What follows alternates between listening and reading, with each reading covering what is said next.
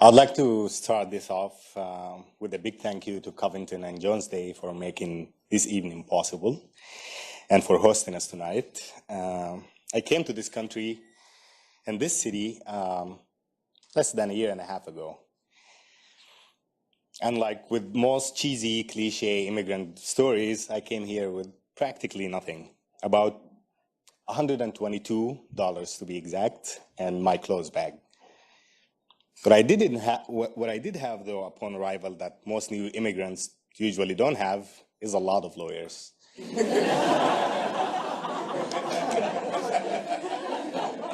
And obviously, that's all you need to make it in America. I think there is a decent chance that I was the most lawyered up, broke person to ever set foot in this country. To all my lawyers at Covington, at Jones Day, and at Hammond Young, thank you so much. I love you guys. I also want to thank two of my personal heroes, Senator Mark Kirk and Ambassador Dennis Ross, for clearing up your incredibly busy schedules to be here tonight. Thank you so much.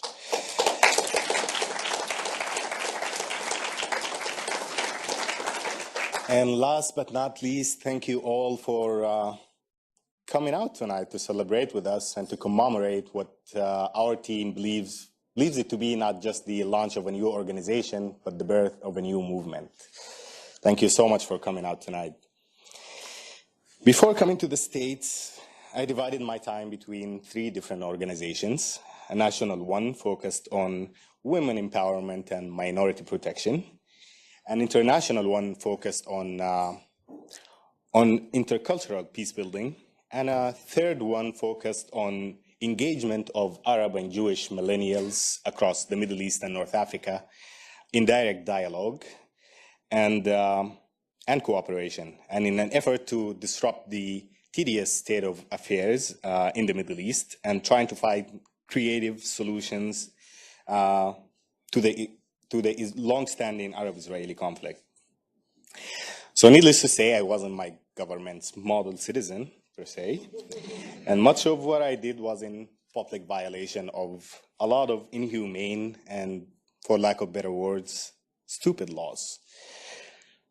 Laws like the one that deem my friendship with Nimrod right there, and Yael and Sarah, my friends from Israel, as something illegal, something that is a crime of treason and punishable by up to death sentence in Sudan.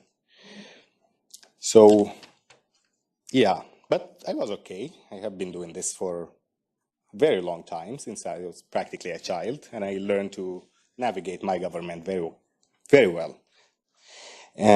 But still, it's laws like this that discriminate against people because of their race, their gender, their sexual orientation, and national home infuriated me and fueled my activism to create a more inclusive Sudan, a Sudan that accepts and tolerates my gay friend and LGBT rights activist Ali, that doesn't harass my women rights advocate friend Fatima, and one that wouldn't sentence my atheist friend Mohamed to death for apostasy.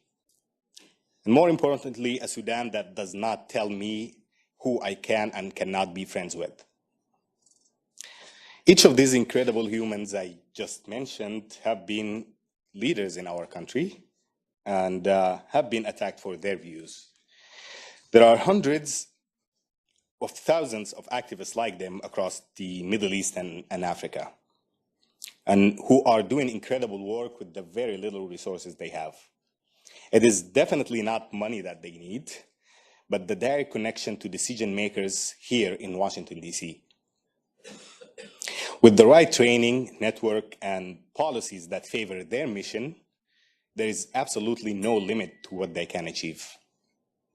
AMEL will strive to provide these incredible women and men across the region with that kind of support, the support that I wish I got when I was a young activist in Sudan.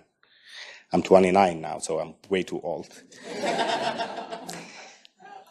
Through our AMEL Fellows program in Washington, D.C., we aim to cultivate direct relationships between policymakers and these activists, and between them and members of Congress and diplomats and scholars and American peers, making sure that the voice of activists who are putting their own lives in the line for human rights and for liberal democratic values echo very loud and very clear in the halls of Capitol Hill and all the way to the boardrooms in Silicon Valley.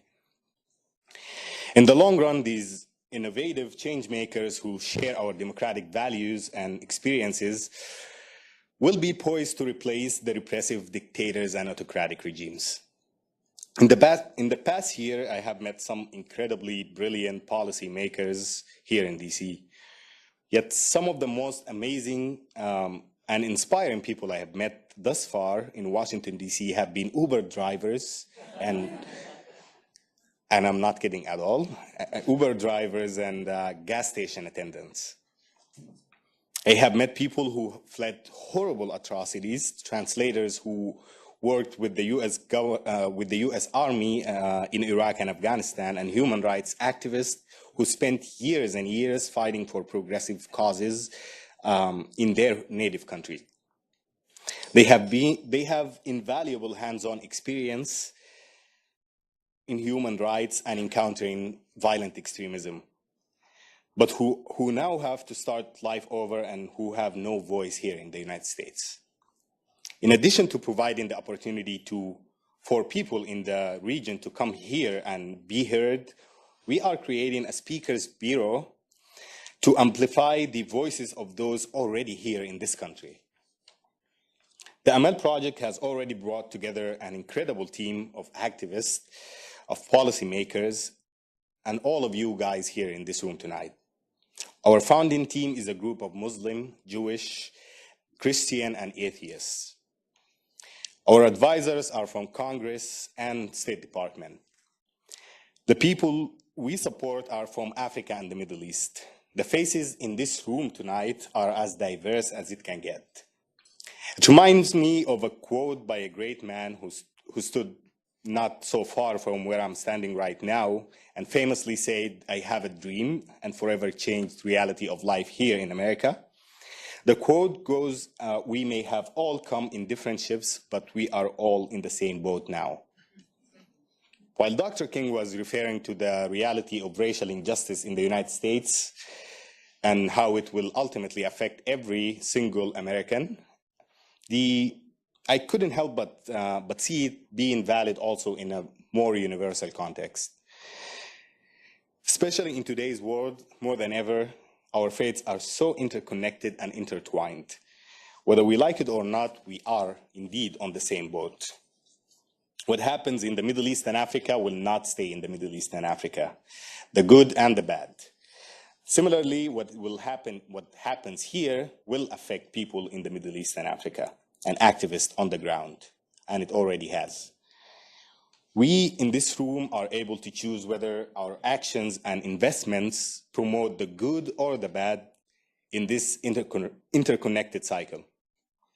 Investing in those who share our values and democratic ideals that we cherish, even if they are an ocean away, it's ultimately an investment in ourselves and in our way of life. We want to fundamentally change the way we engage on the Middle East and Africa and the way the region engage with us here, and to build new relationship that is built first and foremost on shared ethics and shared values. For me and for all of us at Team AMEL, that's the dream. And I hope you will join us in our dream. Thank you so much.